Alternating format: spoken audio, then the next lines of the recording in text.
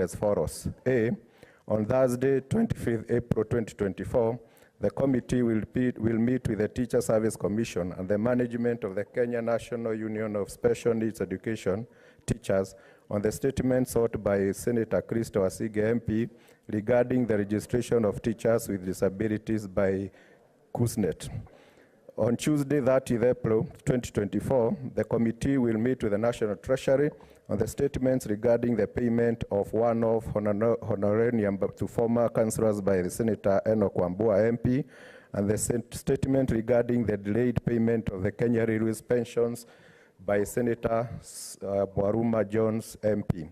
On Thursday, 2nd May 2024, the committee will meet with the management of the National Fund for the Disabled of Kenya on the legal structure and operations of the fund. And on Thursday, 7th, 2024, the committee will meet with the Ministry of Youth Affairs, Creative Economy and Sports on the various statements before the committees. Honorable Speaker, the committee has considered the following proposals and recommended them for publication. 1, the Labor Relations Amendment Bill 2024 by Senator Eddie Okech, MP, the Labor Relations Amendment Bill 2024 by Senator Miraj Abdurrahman, MP, and the Sports Amendment Bill 2024 by Senator Professor Tom Ojeda, MP, and Senator Raphael Chimera, MP.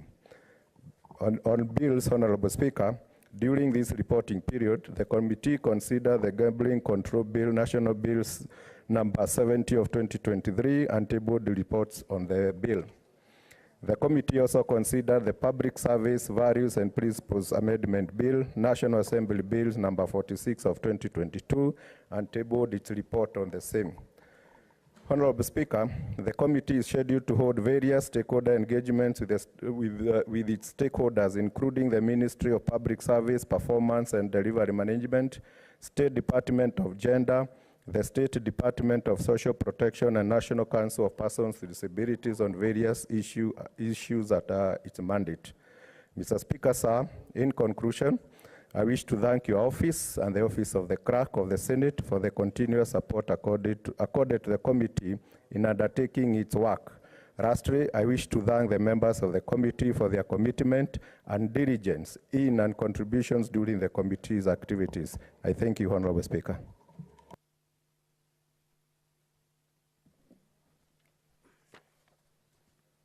The Chairperson, Standing Committee on Agriculture.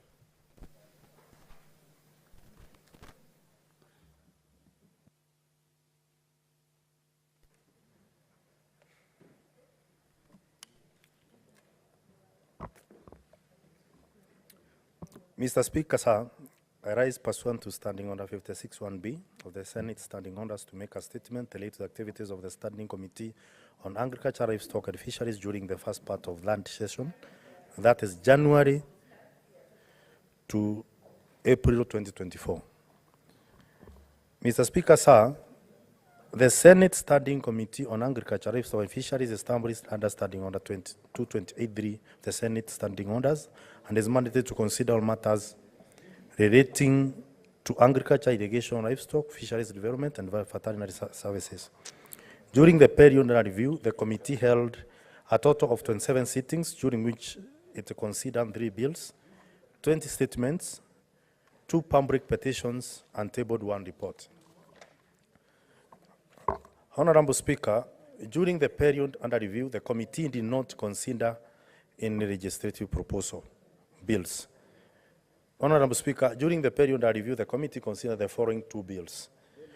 A, the Sugar Bill 2022, National Assembly Bill number 34 of 2118 of the Constitution, and Standing Order 145.5 of the Senate Standing Orders through a public and vote request written memoranda.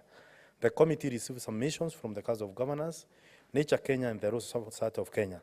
The committee will conduct public participation on the bill in various counties from 2nd to 13 May 2024. C, Rice Bill 2023, Senate Bill number 19 of 2023. The Rice Bill 2023, Senate Bill number 19 of 2023 was read a first time on 4th May 2023. The facilitated public participation pursuant to the provision of Article 118 of the Constitution and Standing Order 45 of the Senate Standing Orders through a public and vote requesting written memoranda.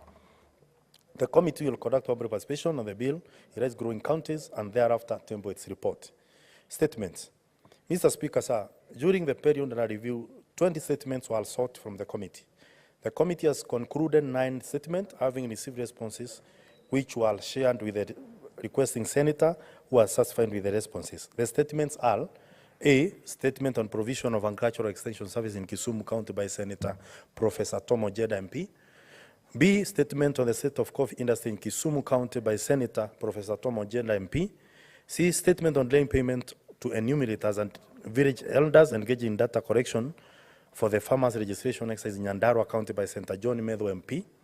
D, statement on the statement on promotion of fish farming in Kisumu County requested by Senator Professor Tom Ojeda. E, statement on the distribution of maize dryers to farmers by Senator Alan Chesang MP. F, statement on alleged shortage of certified seed supply to farmers by Senator Alexander Munyumundigi MP.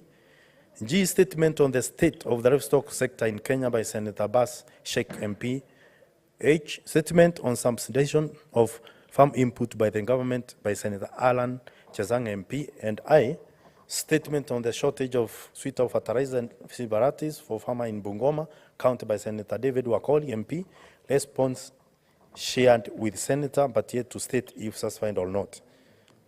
Mr. Speaker, sir, the following 9 statements are yet to be responded to by the Minister of Agriculture, Minister of Water, Sanitation and Irrigation, and Governor from Kakamega County.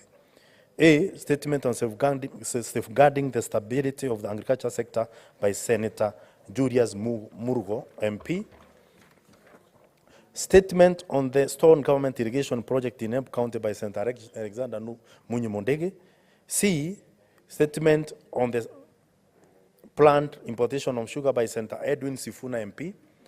D, statement on the non-implementation of the presidential order on the establishment of the National Livestock Development and Promotion Service by Senator Abbas Sheikh MP.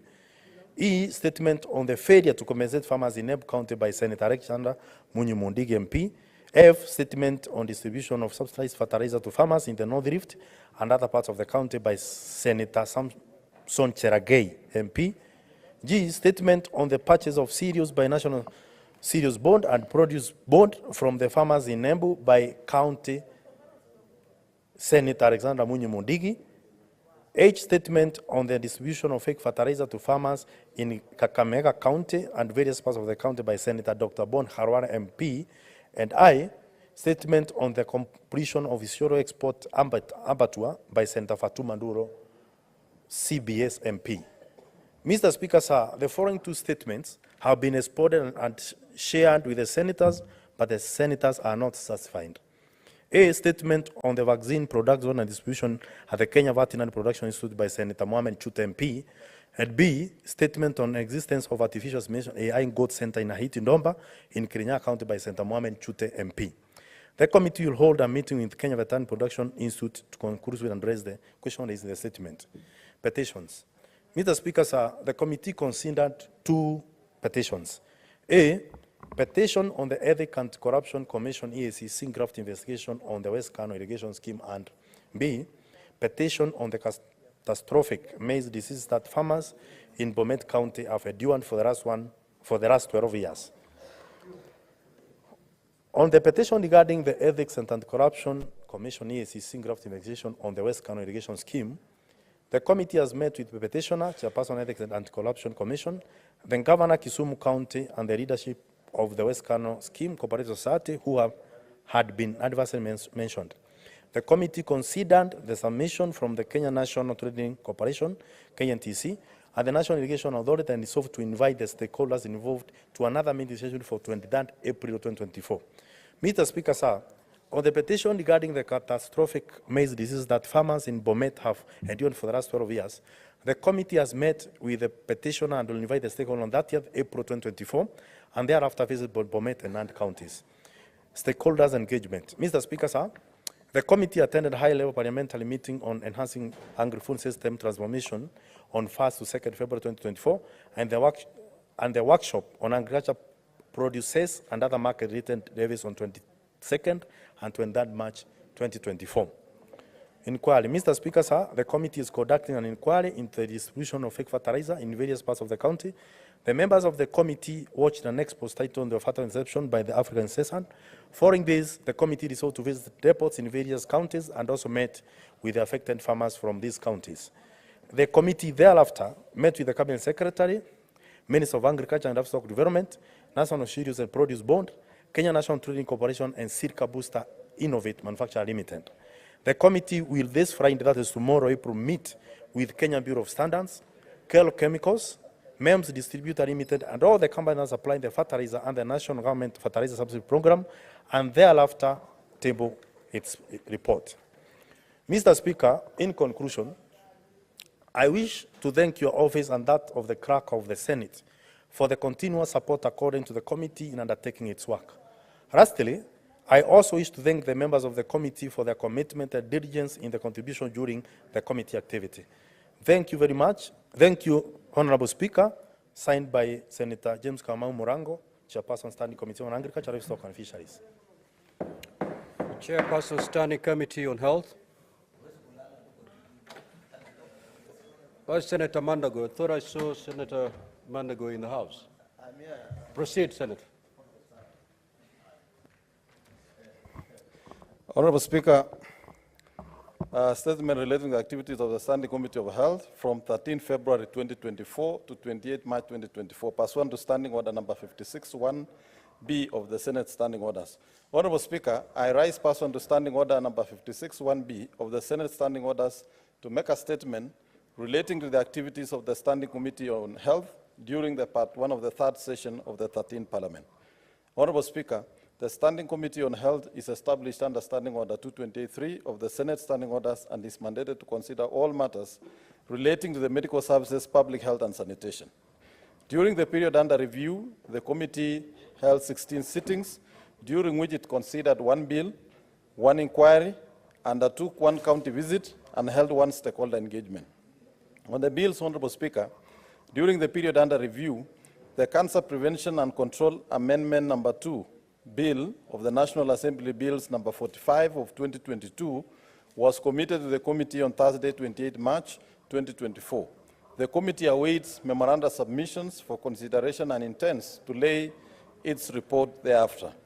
Honorable Speaker, the committee concluded on the following bills, and the reports are undergoing approval process for tabling by Tuesday, 23rd April 2024.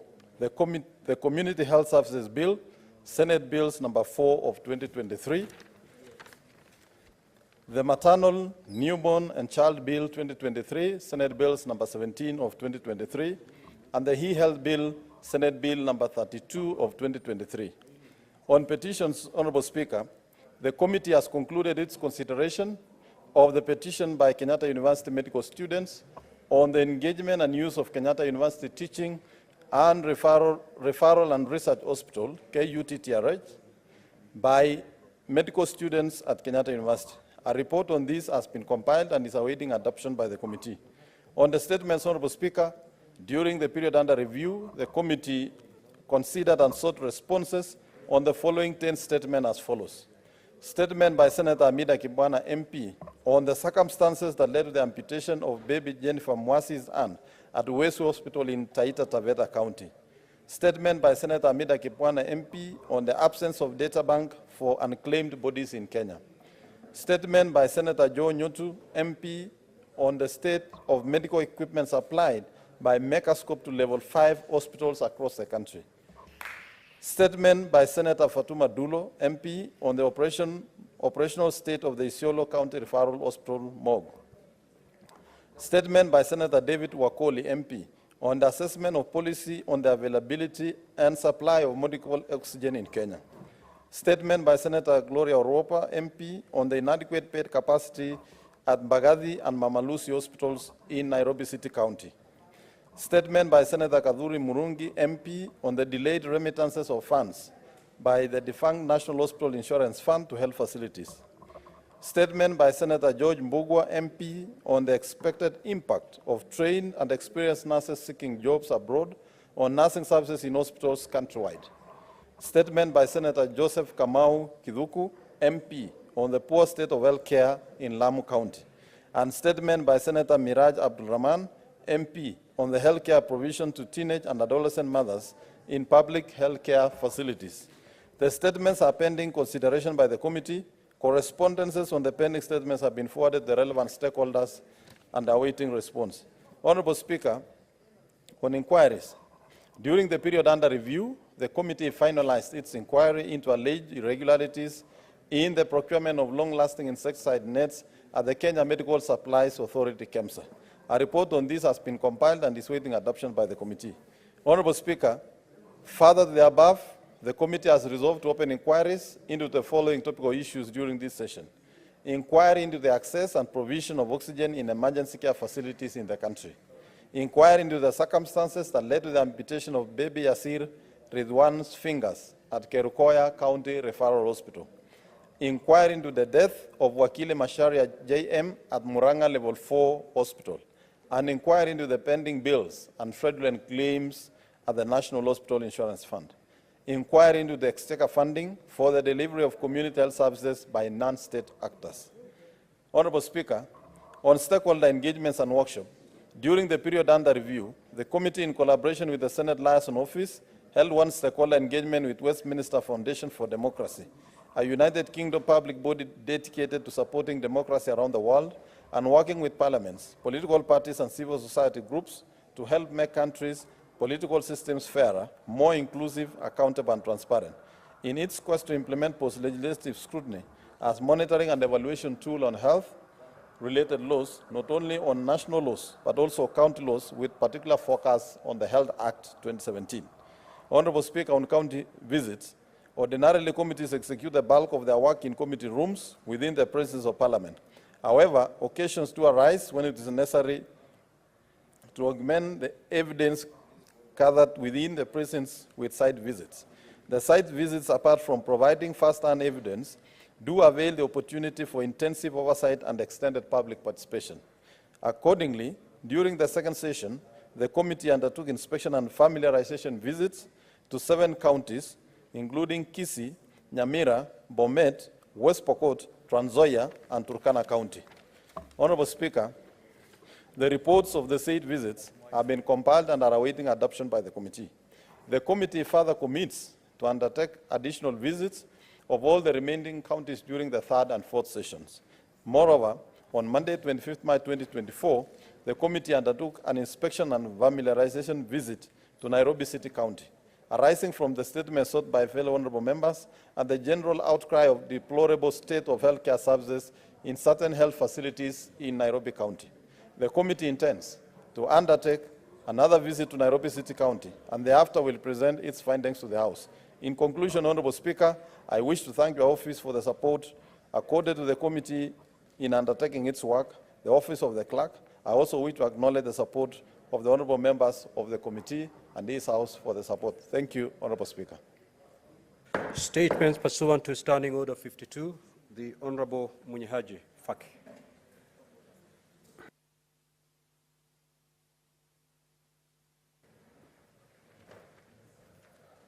Asante Mheshimiwa Spika, nimesimama kuambatana na kifungu cha 52(1) cha kanuni za kudumu za Bunge la Senate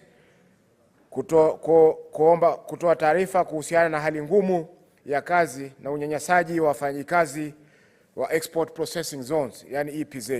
Mheshimiwa Spika, nimesimama kwa mujibu wa kanuni za kudumu ya 52(1) kutoa kauli kuhusu jambo linalohusu kaunti nzima kuhusiana na hali ngumu za kazi na kunyanyaswa kwa wafanyakazi wa Export Processing Zones, hususan wafanyakazi wa kampuni ya Ashton Apparels mjini Mombasa. Mheshimiwa Spika, kuna mashirika mengi ambayo yamefungua biashara ya nguo ili kusafirisha kwenda masoko ya Marekani kupitia kwa mpango wa AGOA, ambao ni sera maalum ya serikali ya Marekani inayochukua bidhaa kutoka nchi za Kiafrika. Lakini fursa hii imekuwa ni sababu ya baadhi ya mashirika yanayofaidi kutokana na mpango huu kukandamiza haki za wafanyakazi, hivyo basi kuhujumu sekta hii ambayo inatoa ajira kwa Wakenya wengi. Mheshimiwa Spika, kumekuwa na visa tele vya ukandamizaji wa haki za wafanyakazi mikononi mwa mashirika hayo kama ifuatavyo. Kwanza, kuzuiliwa kwa wafanyakazi kujiunga na chama cha kutetea haki zao na kupelekea waliojiunga na vyama hivyo kupoteza kazi zao. Pili, Mheshimiwa Spika, hujuma za kijinsia ambazo kina dada wanalazimishwa kushiriki tendo la ngono na waajiri au wasimamizi wa kampuni ili kupata ajira. Tatu, kufanyishwa kazi kwa muda mrefu bila ya kupewa barua za uajiri, Mheshimiwa Spika. Nne, ubaguzi wa ukabila ambapo jamii moja pekee ndio inafanya kazi katika kitengo kimoja au kitengo maalum kwa kampuni hiyo. Mheshimiwa Spika, ya tano, kufanyishwa kazi kwa muda mrefu katika mazingira duni yenye msongamano na vumbi kupelekea afya za wafanyakazi kuwepo hatarini na kupata magonjwa. Mheshimiwa Spika, mishahara duni inayolipwa na mashirika hayo pia ni basi kunyanyasa Wakenya, na pia hali tete iliyopo katika mashirika hayo ambapo wafanyakazi hawajui hatima ya siku ya baadaye. Mheshimiwa Spika, majuzi wafanyakazi wa kampuni ya Ashton Apparels iliyoko katika eneo bunge la Changamwe mjini Mombasa walifanya mgomo kutetea haki yao ya kujiunga na chama cha wafanyakazi. Wafanyakazi hao, Mheshimiwa Spika, walitumuliwa na maafisa wa polisi wakisaidiwa na naibu kamishna wa kata ndogo ya Changamwe bila ya kuwa na kosa lolote. Licha ya viongozi wa Mombasa, Mheshimiwa Spika, kuingilia swala hilo, shirika limekataa kukubaliana na wafanyakazi na hivyo basi kupelekea wafanyakazi 2000 kusimamishwa kazi. Mheshimiwa Spika, serikali ya Marekani inazingatia kwa makini haki za wafanyakazi, na iwapo swala hili halitatatuliwa kwa haraka, Kenya iko hatarini kupoteza fursa hii ya mpango wa AGOA ambao ni muhimu vile vile kwa uchumi wa taifa. Tayari Mheshimiwa Spika, nchi kadhaa za bara Asia zimepoteza fursa hii kwa sababu ya kutozingatia haki za wafanyakazi. Hili swala, Mheshimiwa Spika, ni zito ambalo linapendekeza kamati ya kudumu ya leba na ustawi wa jamii ifuatilie ili wafanyakazi wasidhulumiwe. Asante Mheshimiwa Spika. Statement pursuant to Standing Order 53-1. Honorable Karen Nyambu.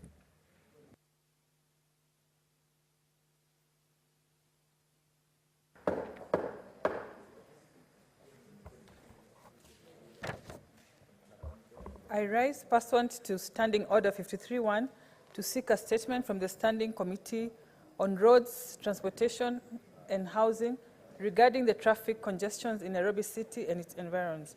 In the statement, the committee should state the major causes of traffic congestion in Nairobi City County and its environs, highlighting the roles played by the public service vehicles, private motorists, and other classes of vehicles in increasing the congestion. Report on initiatives undertaken by both the national and county governments to alleviate the traffic congestion in the city, considering the negative impact of traffic jams on productivity and the economy. Provide an update on the progress of the implementation of the Bus Rapid Transit System, the BRT project, including the total project expenditure to date, the contracted companies responsible for the project execution, and the projected timelines for completion and handing over for public use. Outline any measures implemented by the government to increase availability of parking spaces within the Nairobi City County. I thank you, Mr. Speaker. Statement pursuant to Standing Order 57-1. The Majority Leader.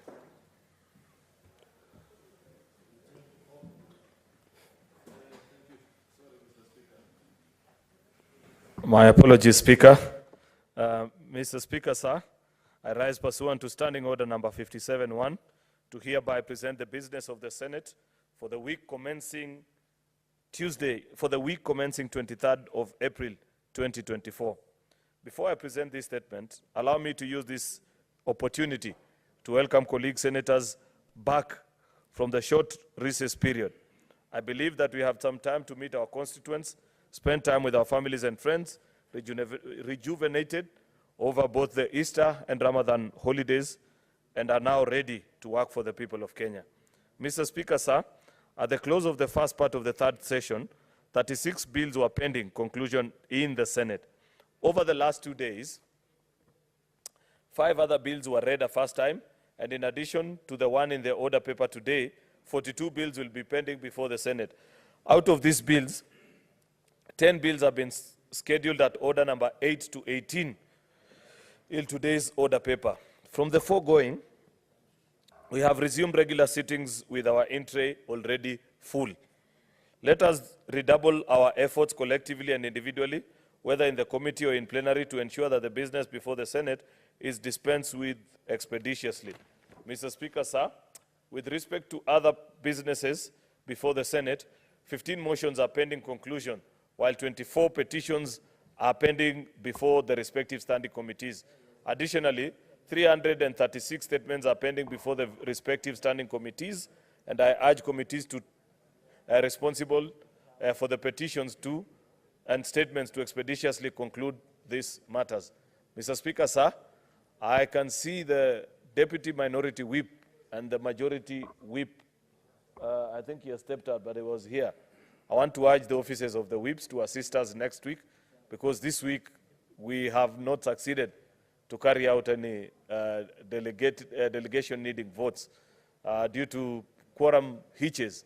Therefore, I want to humbly request, or direct, not request, Mr. Speaker, Senator Sifuna, yes, and Senator Boni Halwale, to do their best to ensure that this Senate lives up to its billing, Madam Speaker. Senator Mr. Speaker. That was in good faith, honestly. Proceed, Majority Leader.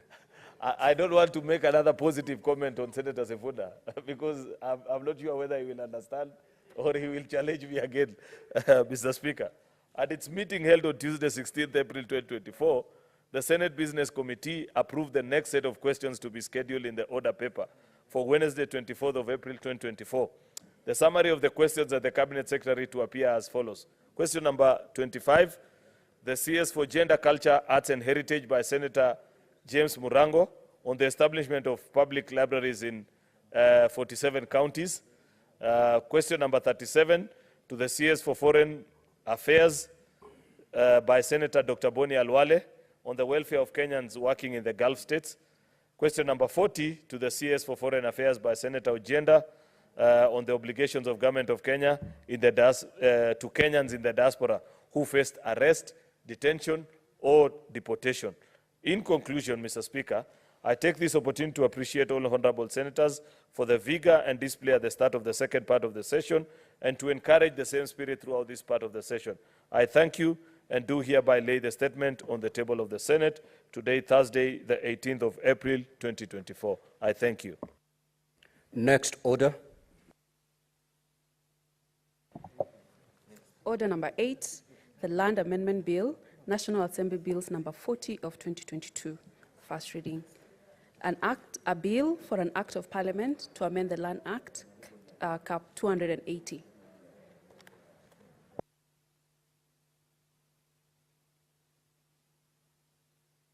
Now, honorable senators, you will allow me to rearrange the sequence of today's order paper. We will proceed to order number 13. Dispense with that before we resume the natural flow of today's order paper. Clerk, proceed to call that order, please. Order number 13, the Gambling Control Bill, National Assembly Bills number 70 of 2023.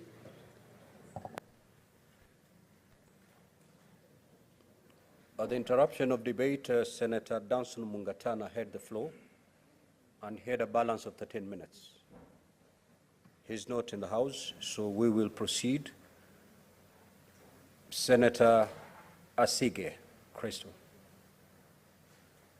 Thank you very much, Speaker, though I had pressed the microphone to give comment on the statements just read.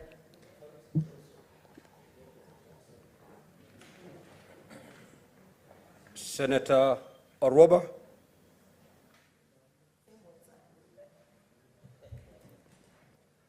Senator Onyonka. All right, then.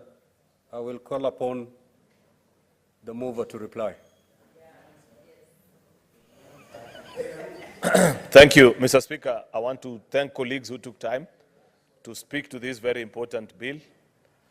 This is an important industry, Mr. Speaker, and it is important that I mention because Senator Sifuna decided to take my comments yesterday out of context when I said that I don't understand gambling, Mr. Speaker, and decided to say that I'm passing a bill that I have no idea what it is about. Of course, he chose to misinterpret my comments, Mr. Speaker, but I am sure The only thing that he knows better than me in that industry is how to place a bet. Beyond that, Mr. Speaker, we are the same. Because as I explained, Mr. Speaker, this is a very complex industry, which many of our young people find themselves engaged in one way or the other. And it is important because in this house you have, apart from being leaders, we are also parents, many of us. In fact, some of us have children the age of Senator Sifuna and I, and they are members in this house, Mr. Speaker, that we must pass legislation that secures the prosperity of our future generations. And therefore, Mr. Speaker, I am particularly impressed that the setting up of this authority, like many colleagues did agree, will actually help to curtail bad betting and gambling behaviors, Mr. Speaker, that is creeping into our society.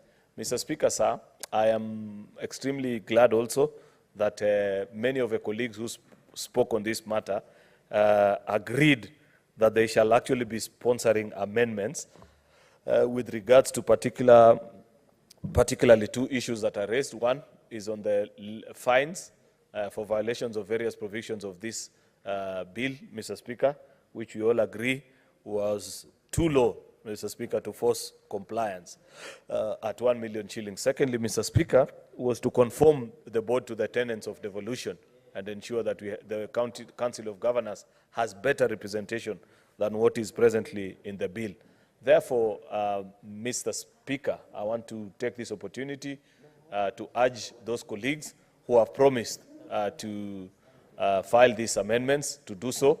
I intend to perhaps progress the bill later on next week, subject to the membership of the House being quorate to ensure that we have enough numbers. But before then, I want to request all those that made their submissions and in one way or the other felt that the bill would have been better if this or the other aspect of it was changed.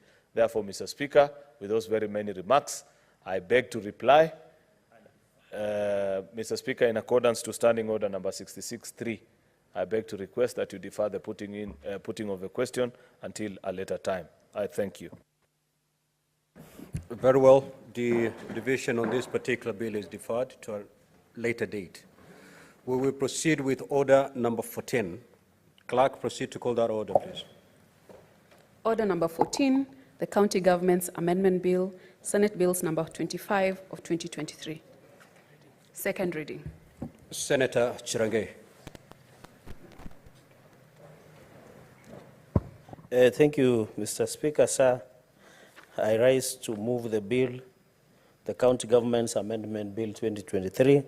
Mr. Speaker, by saying this is a very straightforward amendment, and thank you for giving me opportunity to move. I've been waiting long, but I understand the order of the business keep changing, Mr. Speaker. And this is just a way of improving and enhancing and widening and deepening devolution, Mr. Speaker. And that is why members of public who watch us, when we make laws, Mr. Speaker, they should understand that we can make and amend at the same time. We can review because we are the lawmakers. The Constitution, Mr. Speaker, envisages us as the Senate and Parliament of the Republic of Kenya, as per Article 93, Mr. Speaker, that we have power to amend. Mr. Speaker, and therefore, the reason we have power of lawmaking is because we exercise the power on behalf of the people of the Republic of Kenya. Each of us, 47 delegations, includes our nominated. We exercise that authority. Therefore, Mr. Speaker, we are the apex of democracy and exercising the free will of the people, Mr. Speaker. So yesterday I had somebody within Parliament trying to issue gagging orders for some of us not to speak about the welfare or concerns that we have, Mr. Speaker. I want to put it without fear of contradiction. There were many people who tried to intimidate us in our previous life, Mr. Speaker.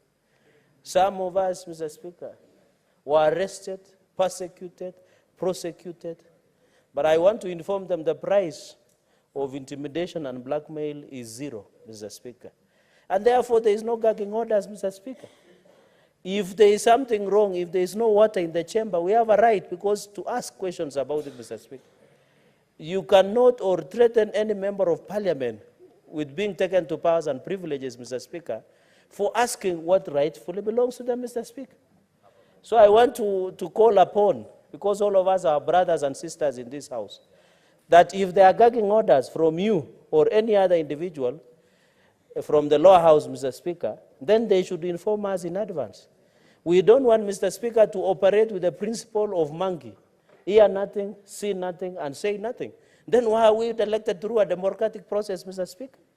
That is why I must insist, Mr. Speaker, let us always have a conversation on many issues surrounding the running of this parliament, Mr. Speaker, at any given time. Senator Fernandi, are you making a statement pursuant to Standing Order 52, or you're moving your bill, your amendments bill? Mr. Speaker, I am building the basis of moving my amendment bill, Mr. Speaker. There's no relationship. It is there. Just go ahead and move your bill, please. Mr. Speaker, in conclusion, we shall keep asking the questions about the Bunge Towers as long as something is wrong. Mr. Speaker, in the second limb that I wanted to say, and Mr. Speaker, on that note, why are the guilty afraid? Let the people who should carry the cross when they need be. But what is your point of order, Senator Sifuna?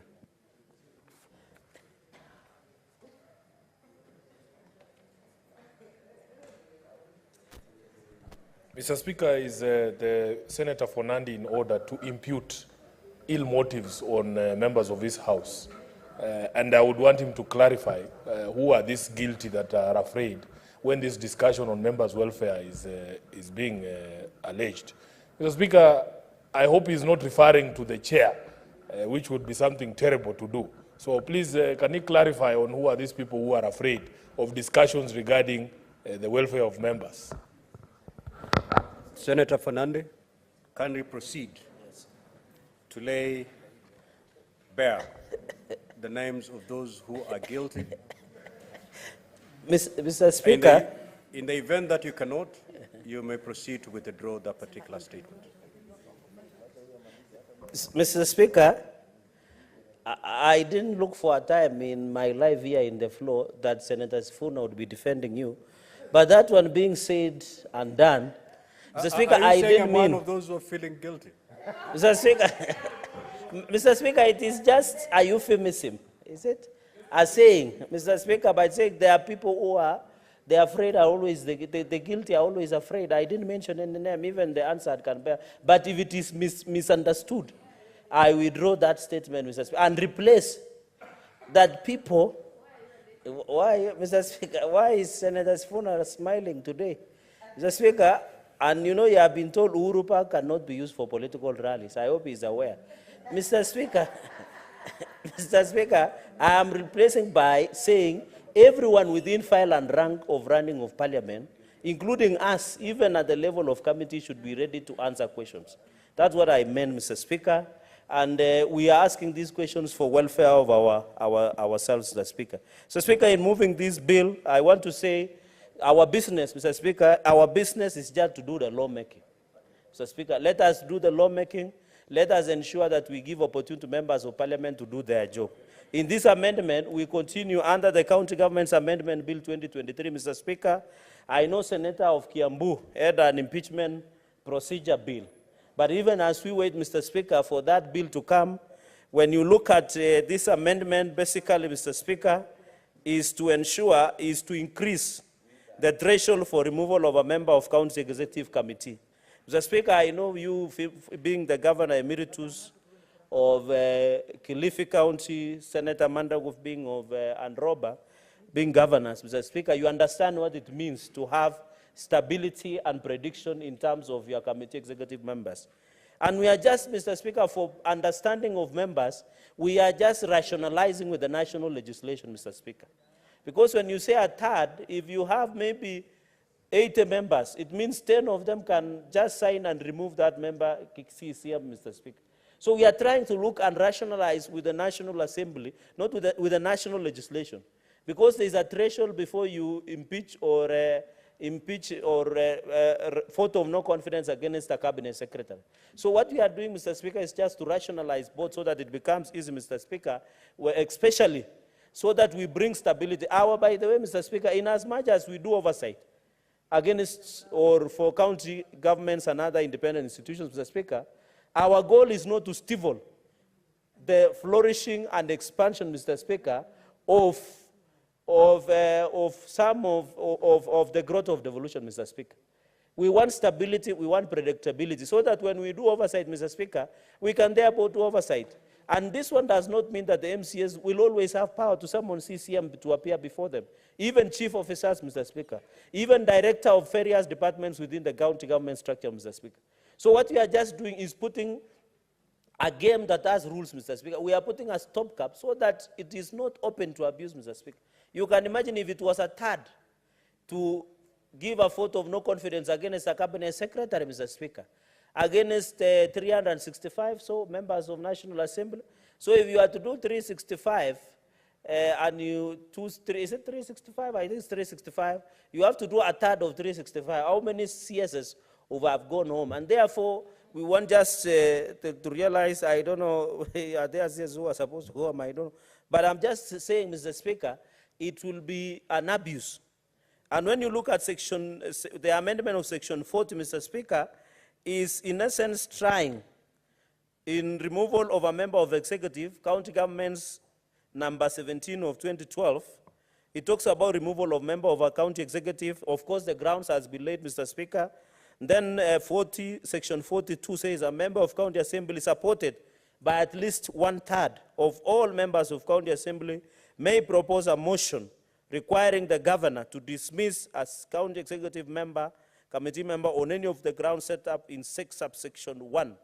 Mr. Speaker, and therefore, if a motion subsection 2 is supported by at least 1/3 of the members of the county assembly shall appoint a select committee, of course, in the process, 5 members to investigate the matter, Mr. Speaker. So looking at the threshold, we need to rationalize so that, Mr. Speaker, all these are political process. The removal of a CCM, the vote of no confidence, impeachment, Mr. Speaker, right to recall, these are mostly political processes that try to bring accountability in the offices that you hold.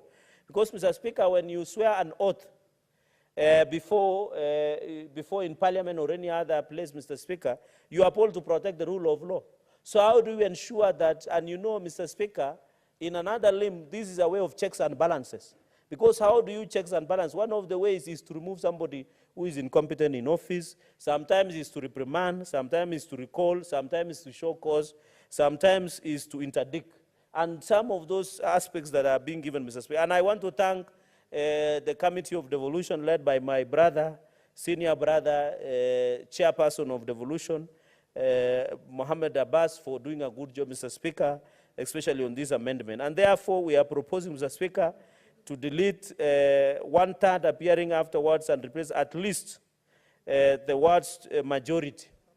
And I know that has been used before, or a majority, in Part A, Mr. Speaker, removing the 2/3. Not 2/3, removing the 1/3 to put it into a majority.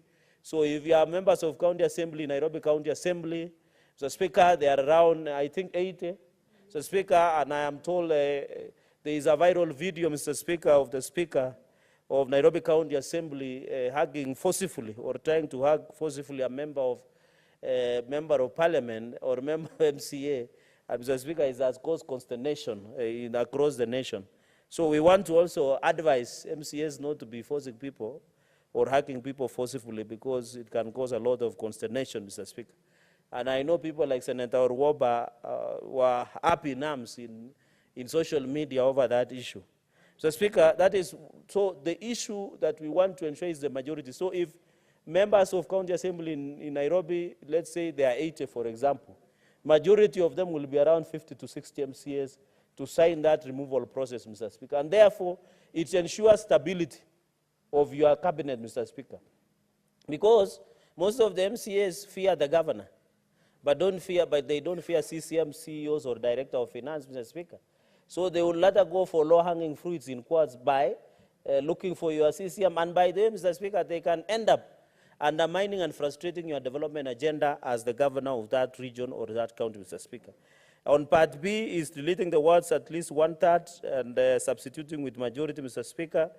And therefore, I think in resolution, this is just a process we are rationalizing. When you look at the parent act, it talks about the Speaker of the House shall promptly deliver the resolution of the governor. So, for example, the member has the right to appear and be represented. Of course, the Speaker, just for members to grasp what we are just saying is, we should subject you to principles of natural justice, Mr. Speaker, through you, and ensure that right to appear, to the way we normally do it here, Mr. Speaker, in short, is you appear, you defend yourself, if you have a legal representative, those are principles of right of representation. And the committee you appear, of course, the parent act has provided, if they are substantiated during the county member to be, the county assembly shall vote whether to approve the resolution requiring the county executive committee member to be dismissed. And if a resolution, so we are deleting in subsection 6, Mr. Speaker, by deleting a words, a majority appearing after the word supported, and therefore with at least 2/3. So that the threshold should be very high, Mr. Speaker, so that we ensure also there is a due diligence, Mr. Speaker. We know in these offices, I remember, Mr. Speaker, we have sat and Senator Sifuna is a member of Public Accounts Committee. It is hard, even in the last session, Mr. Speaker, and you have been a governor, it is hard to have a clerk of a county assembly who has survived long. Unless that clerk is a unique creature. Mr. Speaker, because the threshold of reforming such is very easy, Mr. Speaker. Even the issue of CCM, you need also stability as a governor to ensure that your CCMs are not intimidated, Mr. Speaker. I can tell you a number of county executives, a number of CEOs, a number of directors in various departments within county structure, they always live in fear of being undermined or being targeted, either politically. Mr. Speaker, you are aware, there is a lot of political witch hunt in these offices we hold. It is that members of parliament, to recall them through right of recall is not easy, as many people want to imagine. To recall a member of parliament, both senior learned friends, Senator Faki and Senator Manzo, it is an Herculean task. I remember, Mr. Speaker, when Senator Mwaura, the current government spokesman, Senator Millicent Omanga, Mama Miradi, Senator, the late, may his soul rest in peace, Senator Brengei, a number of senators during the war in quotes under the arrangement of handshake, Mr. Speaker, had been removed by Jubilee. But when they wanted, they had been removed, and yet it was hard to remove them. So you can imagine a recall of an elected person. So our stopgap measure, Mr. Speaker, is so protected that we are not exposed too much as opposed to appointed positions, Mr. Speaker. So, Mr. Speaker, that is the essence of this bill. This is a straightforward amendment bill. I want to ask my colleagues, please, let us ensure that we espouse the issues of national values, public power. The principles include good governance and integrity, Mr. Speaker. And of course, our main aim, Mr. Speaker, is the means of ensuring accountability in the exercise of public power, is the oversight members of SC by the legislature of both governments. And remember, CCM, Mr. Speaker, appeared both to county assemblies and Senate, Mr. Speaker. And therefore, as per Section 40, the county government provides for procedure for the removal. Office of the county is established by the Constitution, and noting the adverse consequence of removal of impeachment of a member of county executive. Mr. Speaker, in this House, we have a live example, a testimony by the name Miracle Senator of Kiambu, Senator Karungo Tangwa. He knows, and I hope, believe and pray that he will have a chance to say something about this bill, Mr. Speaker, because he's in the House. I know he has sponsored another bill on impeachment procedure bill, so that he can give us the experience, Mr. Speaker. You know, when you are removed or impeached, Mr. Speaker, the reason we are calling him Miracle Senator is because in his other life as CCM, he had been fought many battles, including being removed during Governor Waititu era. So, Speaker, if you remember, there was a governor in this country called Waititu, Babayao. And you cannot miss him on the streets of Nairobi, Mr. Speaker. He's a friendly man. So through those tribulations, there are people who walikuwa wamempangia at some point not to be elected. But he became a miracle senator by going through that. And this is because of this. Because by the time you recall somebody you're impeached, you impeach Mr. Speaker, It almost threatened him not to be elected. And you know, even Governor Sonko, the immediate popular governor of Nairobi, Mr. Speaker, the consequence of it being impeached is so painful. You are staying out of office more than 10 years. And if Governor Sonko was even to contest in Mombasa County as a governor, to run for governor, Mr. Speaker, because the Supreme Court, the rule, he would have won to be the governor of Senator Faki at that point in time, Mr. Speaker. But this, Mr. Speaker, that is the pain of being impeached. So these are things we want to ensure. By the time you are impeached, let you have committed a serious offense and sin against man, against God, and against the Constitution of Kenya, Mr. Speaker. So, Speaker, thank you for this opportunity, and I hope this is a straightforward amendment. I want to ask my colleagues to allow us to process as much as possible. And with your permission, Mr. Speaker, as I beg to move, I request the chairperson, Senator Mohammed Abbas, one of the wisest senators on the floor of the House, Mr. Speaker, to second me. And I thank you, Mr. Speaker. I beg to move. I request Senator Abbas. Thank you, Honorable Speaker. And I thank my friend Sharagay for giving me that kind of title. I think it's a very good praise, and I hope to meet that standard. Honorable Speaker, as the chair of the Committee of Devolution, we have gone through all the bills, all the acts in the law, and we found that a lot of lacunas that actually just needs to be changed or improved. As he rightly said, the mover said, Honorables, the CECs, the county executive committee members, are actually people of high calibers. Some of them are being moved from other ministries. There are some of them come from private sectors. Some are actually having their own businesses. But however, when they are appointed, they work in that atmosphere of fear and intimidation, that they cannot deliver their work as required.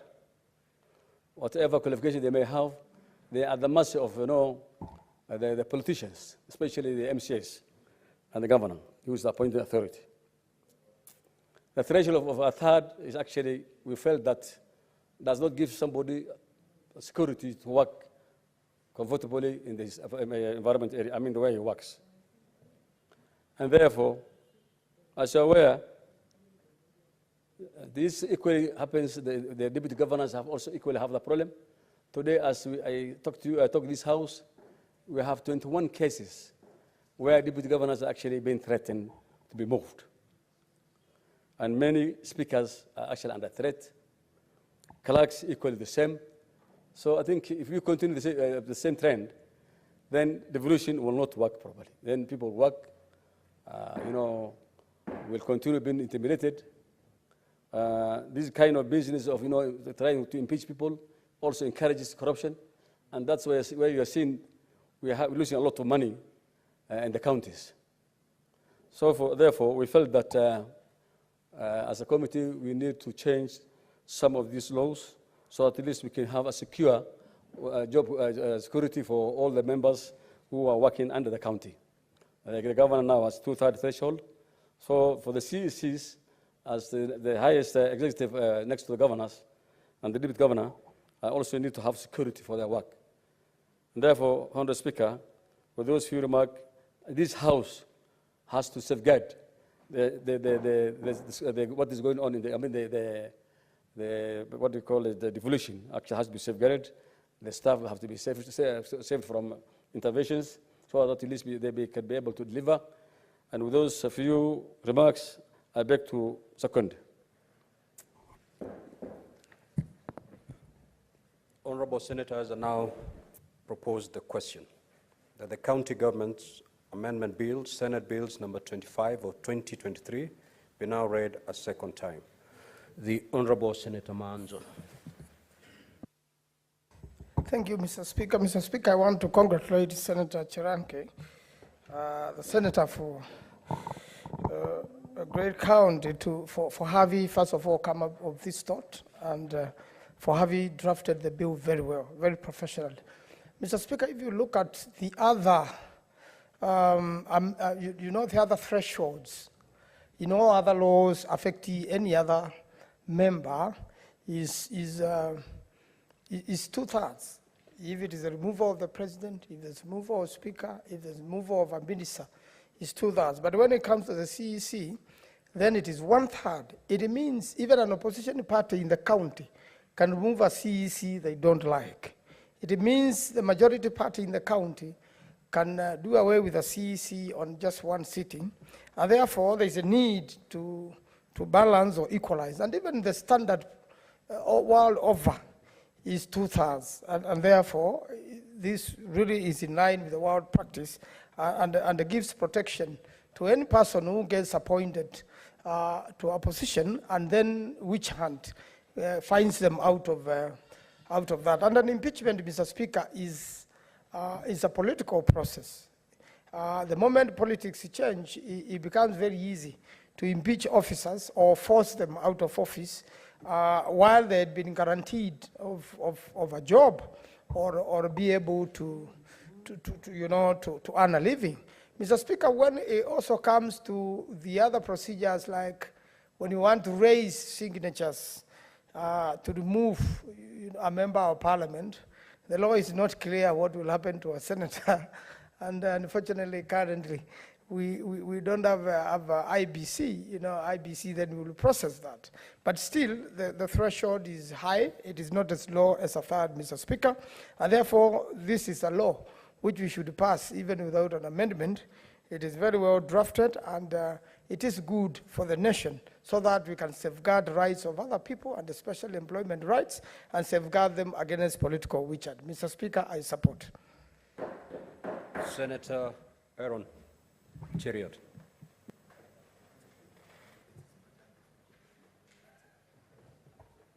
Yes, Mr. Speaker. Mr. Speaker, sir, I didn't know that Senator Manzo once in a while can have so little to say on a particular topic. I know him to be a man of many opinions, but today is one such rare occasion. This is a straightforward bill, but I have a problem with it, Mr. Speaker. I have a problem with how we are amending this County Governments Act. In my life here in the Senate over the years, I have seen no less than maybe 10 or 12 amendments to the County Governments Act. And in a practical environment, Mr. Speaker, the application of its contents as an act of parliament is jeopardized by continuous amendment. Now, I think the only other bill that is amended as many times is a PFM. Nothing else, Mr. Speaker.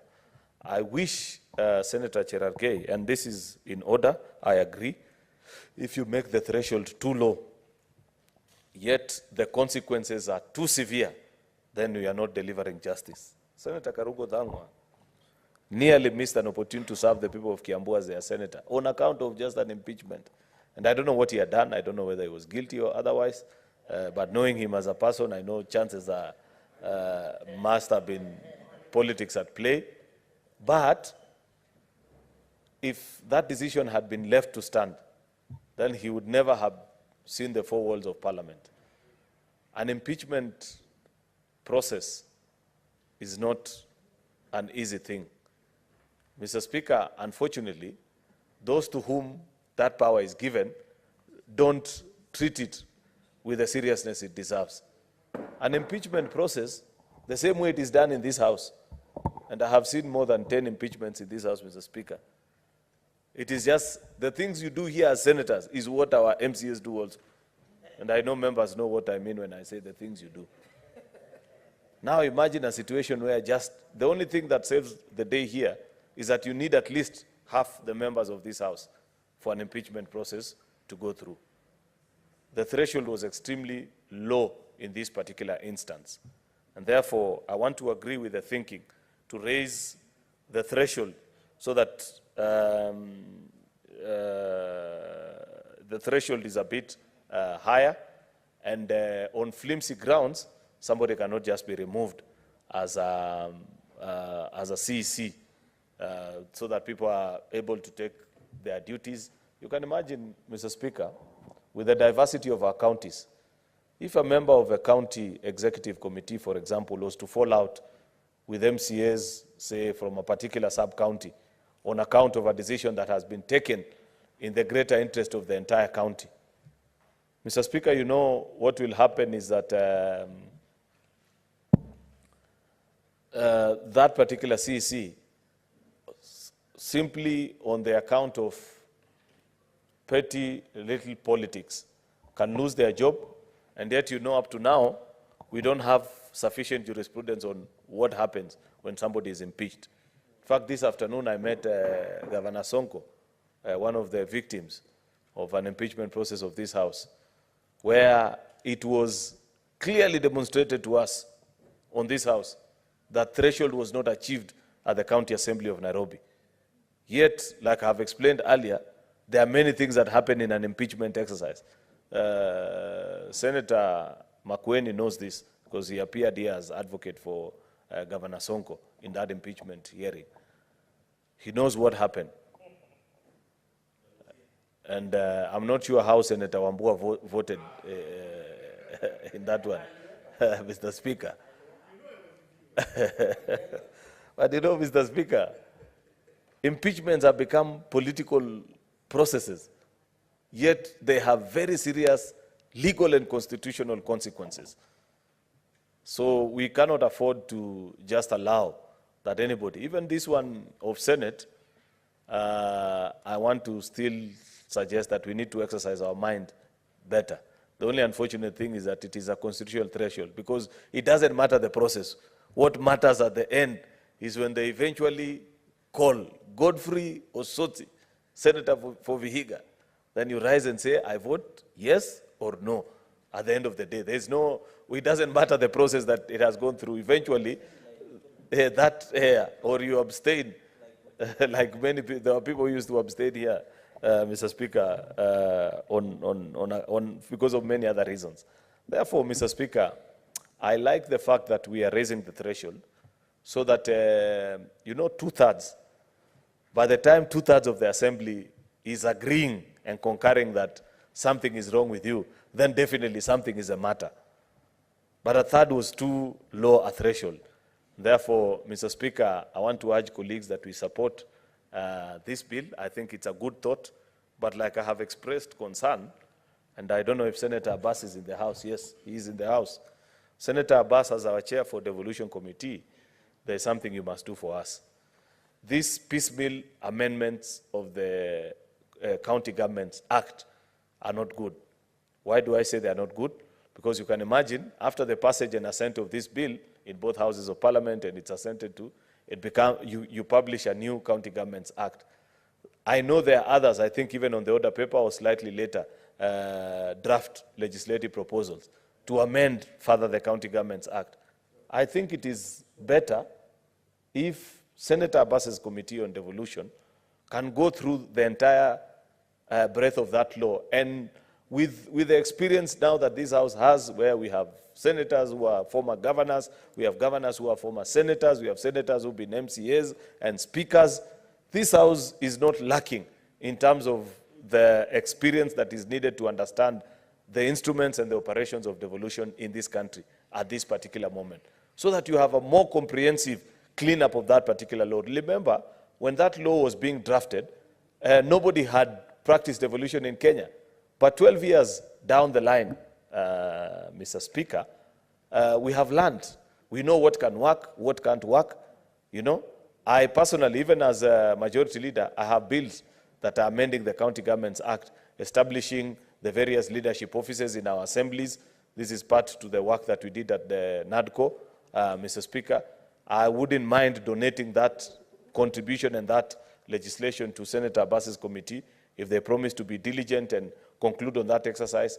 There are so many other things, suggestions that we have been given, entrenchment of various offices in the county assembly, Mr. Speaker, so that you have a more comprehensive legislation, a bill that once it is done then you know that it settles devolution for another maybe 4 or 5 years before you amend the County Government Act. Therefore, I want to pass on the challenge to Senator Abbas and their committee, because this is the Bible of devolution, the County Government's Act, and piecemeal amendments to it. We are not doing justice to those who practice using this law.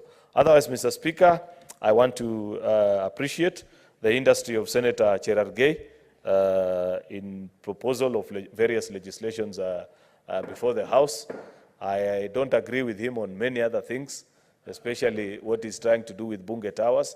I know if there is somebody who contributed significantly in that particular House being there, I am one of those who contributed well, Mr. Speaker, because I served as a commissioner for 5 years, and we did the best that we could under very difficult circumstances. When we found Bunge Towers, Mr. Speaker, there was nothing other than a junkyard. By the time I left the commission, it was standing tall on the skylines of Nairobi. In fact, what Senator Kinyu and Joyce have done is just to apply paint and open the building. The real bulk of the work was done by the previous commission. I don't know why Senator Cherargei all of a sudden, I know he loves his office in KICC for reasons that I cannot discuss on the camera, Mr. Speaker. Why can't he remain in KICC without disparaging our very ultra-modern building of the Bunge Towers, Mr. Speaker? Because that building, I know it has state-of-the-art facilities, committee rooms that are modern. I know they have not concluded many of the things that need to be done there, but I know that that building is built well. The offices may not be as large as members would have wanted, but I know, and I don't know if that is still the plan, because Kinyu and Joyce are not there. But I know that initially we were squeezing members into those offices, and they have been partitioned by, in a way that can easily be moved, to provide for space to renovate the current Continental House, so that eventually, now when you have sufficient space, Mr. Speaker, in both Continental House and Bunge Towers, members can have slightly larger offices, not what it is. That was the plan, at least by the time I was in the commission, Mr. Speaker, because Parliament spends close to 400 million each year paying for offices for members. It's not fair to taxpayers, Mr. Speaker. That's why we had to conclude that building, so that we knock off that budget. That 400 million can easily be serve other pressing needs in the country, Mr. Speaker. Therefore, I agree with the decision of the Parliamentary Service Commission to conclude Bunge Towers. I will be there tomorrow at 8 o'clock to see my work, because I participated in the coming together of that building. There are many things. I know they have a state-of-the-art gym, which I want now. Cherargei, you can run away from not having an office in Bunge Towers, but you must use the gym on that particular floor, because it is extremely useful to all of us and healthy. Therefore, Mr. Speaker, with those very many remarks, I beg to support and urge colleagues to support this legislative proposal by Senator Cherargei. I thank you. Senator Osotsi. Thank you, Mr. Speaker, for this opportunity to contribute to this very important bill on the County Government Amendment Bill 2023 by Senator Cherargei, that seeks to amend the current County Government Act so that to enhance the threshold of removal of a member of the county executive from 1/3 to 2/3 of the members of the County Assembly.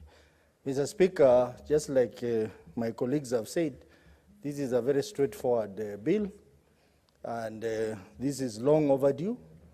I think this bill is popular among the members, because we have been having challenges in our counties that members of the executive, county executive, have not been able to carry out their duties very confidently and very effectively, because they are always under the threat from MCAs of being removed from their position through impeachment.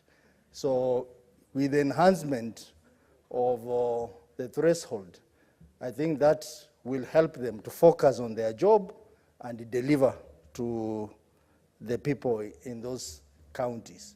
So this bill is very timely, and I also want to support the suggestion by the majority leader. I think it's long overdue for us to also develop the impeachment law, the law on removal of governors, because we have gaps, Mr. Speaker, and I think it's important we also have to tighten the process. We have seen in some cases, some of the documents that have been brought to us for impeachment, they have not been able to meet the appropriate threshold, and we have rejected those impeachment. So I think it's important for us to have a law that governs the whole process, not just for the governors, but even for the members of the county executive and the people who work below them. Impeachment, to me, impeachment is a good thing, and is also a bad thing. It's a good thing because it keeps the leaders in check, but it's also a bad thing because it can also be misused. And sometimes we wonder why we have so many impeachment motions coming against governors.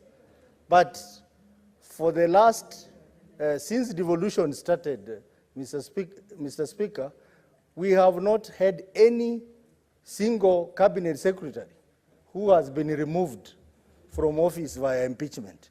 We have not had any single president who has been removed from office via impeachment. But we have so many impeachment coming through from counties. I think we need to ask ourselves why. Because some of those guys who have been impeached by this House, they have committed lesser crimes than some of the people who are in the national executive, like cabinet secretaries, but they are left off the hook. So I think we need to be fair to every public servant so that when we exercise our powers of impeachment, that power must seem to have been exercised fairly and effectively. So, Mr. Speaker, this is a timely bill, but even as we seek to enhance the threshold of removal of county executive committee members, I think it's also important for them to perform their roles effectively. Some of the county executive committee members in most counties are not very diligent at their work. They have not delivered in their various portfolios.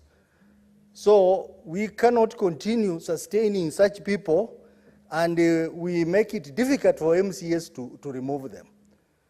Because you may find that some of them are very close to the governor, and removing them becomes a problem. So I think we need to look at the both ends. One is we enhance the threshold, but at the same time, how do we make them accountable to the MCAs? Because I think our role here, Mr. Speaker, is secondary oversight. But we also need to help the MCAs to perform the role of primary oversight effectively. And one way is by making the county executive committee members accountable to the county assemblies. So I am looking at it from both perspectives, and maybe the move of this motion, you need to look at that fact, that on one hand, we are making it difficult for MCAs to remove a member of the county executive. On the other hand, we could be encouraging impunity in our counties so that it becomes very difficult to remove incompetent county executive committee members or those who have just refused to do their job for one good reason, that they are friends of the governor. So I think we need a balance. So I support this bill, but on the other hand, I also want to encourage that we look at ways of enhancing primary oversight for MCAs. And one way is to make sure that this members of the county executive are also accountable. I have seen, like in my county, most of them are called. They are invited to appear before the county assemblies, and they ignore the summons. They ignore the summons. And the MCAs cannot do much because these people are friends and relative of some governors. So I think a lot needs to be looked at on that perspective so that we don't cripple MCAs, but also make them effective, but at the same time ensure that we maintain fairness to the county executive committee members. Mr. Speaker, I think we had said at some point that we need to fast track the impeachment law. But every time we finish an impeachment process, we somehow forget about that. I think even as we discuss this, I want to encourage that we have a look at that law so that we have a proper law that guides the process of impeachment. Mr. Speaker, the majority leader has said that we are making so many amendments to the County Government Act, and I think also the Public Finance Management Act, we are making so many amendments. Maybe it is a time that we need to have a holistic view of some of these laws that are attracting so many amendments, like the Powers and Privileges Act, Public Finance Management Act, County Government Act, and that one I've forgotten, but if I remember, I'll mention. So these laws, we have a proper view of these laws so that we can have a holistic approach and reduce the many amendments which are making the whole thing untidy.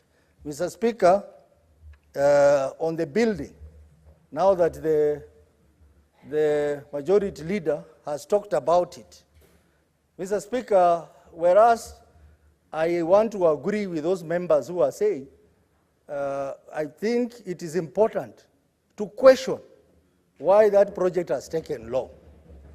It is important to question why it has exceeded the budget. It is important, and these things cannot be swept under the carpet. They cannot be swept under the carpet. I was a bit perturbed when I heard the Speaker of the National Assembly cautioning members that we should not discuss this matter. Mr. Speaker, Parliament is a house of free speech, freedom of speech. I mean, we cannot be intimidated not to talk about our own welfare here. We cannot be intimidated. We have to talk about it. And you know, someone was saying, we want to see how Parliament will oversight itself. I think the relevant committee should do that. They should look at this matter. But on the other hand, Mr. Speaker, I agree on the suitability of the office. I have been to that office. I have been allocated an office. Mr. Speaker, I have never had an office like the one I have been given. So, I want to move into the new office like tomorrow.